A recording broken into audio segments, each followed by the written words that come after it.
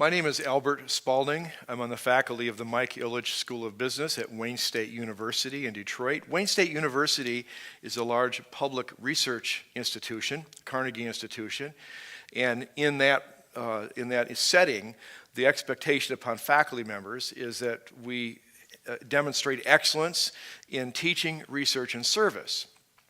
In research, for example, demonstrating excellence means that I've had the opportunity to publish in some of the top business ethics and business law journals in the country. In teaching, for me, I get to teach business law, forensic accounting, tax accounting, and business and professional ethics. And I really enjoy teaching ethics as a separate subject, but sometimes it seems to me that everything I teach is ethics. In fact, everything within the business curriculum has an ethical undertone in the sense that there are things that we as individuals and we as business organizations and other organizations understand that we ought and ought not do. And those parameters of ought and ought not are really, in the end of the day, they have an underpinning of moral philosophy or ethics. And so for me, ethics is a three-legged stool. Those moral norms is one leg, and I go like that because they kind of serve as guardrails or limits to behavior, individual behavior or organizational behavior. But what I find more interesting is epistemology, which is how we come to know about those moral norms, those limits of ought and ought not. And whether you're talking about a person who would not self-identify as a person of faith.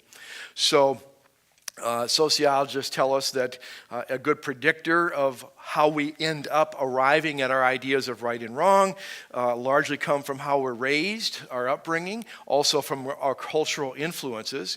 But for a person of faith, the idea of ought and ought not, right and wrong, emerges from their faith. It emerges from their sacred text. And for a follower of Christ, it emerges from the Bible.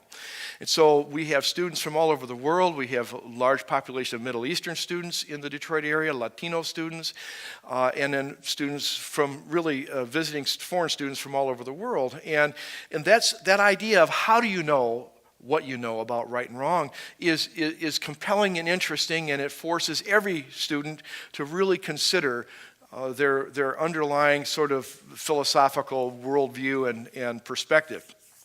Applied ethics is the third leg of the stool, and that is just simply, if I take what I think I know about right and wrong, and I take into account how I got there, how I came to know it, then how do I apply that in specific situations? And whether it's finance, marketing, management, business law, accounting, tax, or any other part of our lives. In other words, if it's discipline related from the business school or anywhere else in our lives, we bring with us that perspective and that worldview. And so for much of my career, I have really enjoyed those kinds of conversations with students. But I really did not sort of raise my profile as a follower of Christ on campus until several years ago. A member of the faculty of the philosophy department organized a prayer meeting of Christian faculty. It became a weekly prayer meeting, and at that prayer meeting, we got into some good conversations and good prayer, and I became more alert to such ministries on campus as Ratio Christi, and became involved as a director and faculty advisor for Ratio Christi. And from that, I got to have a much broader and richer set of conversations with students, atheist students, Muslim students, students from all different kinds of backgrounds, and even faculty members who I would not have found myself talking about the gospel, with whom I would not have done that, and yet here they are. They're coming into the very same conference room, sitting at the very same oblong table where they had sat during faculty meetings. Here they are sitting and listening intently to these conversations about whether there is a God, how do I know God exists, how do I understand God, what is the gospel, who is Jesus Christ, and they're listening intently to these conversations. So the experience of Ratio Christi has been amazing. In fact, last April we had, among other debates, we had a debate on our campus between Nabil Qureshi, author of the book Seeking Allah, Finding Jesus, and Shabir Ali, a very prominent Muslim scholar.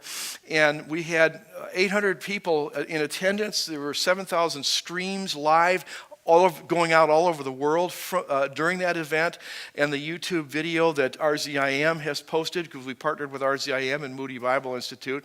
RZIM's version of that debate on YouTube has had over 300,000 hits. All of that came from a little simple prayer meeting among Christian faculty on our campus. And so I have really come to appreciate not only 1 Peter 3:15, sort of the commissioning verse for apologetics, but backing up into the context, 1 Peter 3:13. 1 Peter 13 is, now who is there to harm you if you are zealous for good? And for me, I like to take that word good and understand it in its most robust form and think of it in terms of excellence. Who is there to harm you if you are zealous for excellence? Yes, excellence in teaching, excellence in research, excellence in service, but excellence as a follower of Christ. And Peter goes on, much like in Galatians 5:22 and 5:23, where Paul talks about the same kind of thing, being a living epistle and living out the fruit of the Holy Spirit. Peter goes on to say, but even if you should suffer for righteousness, you will be blessed. So have no fear. Don't be troubled. And so that would be my encouragement, whether you are an undergraduate student, a graduate student, a doctoral student, whether you are an instructor, a postdoc student, a lecturer, tenure track visiting professor, or tenured or non-tenured, whatever your involvement is with academia. I just really encourage you to strive for excellence and to remember that verse, 1 Peter 3:13, even as you begin to consider what it looks like in 1 Peter 3:15 to be prepared to give an account for the hope that is within you. But 1 Peter 3:13, who is there to harm you if you are zealous for excellence?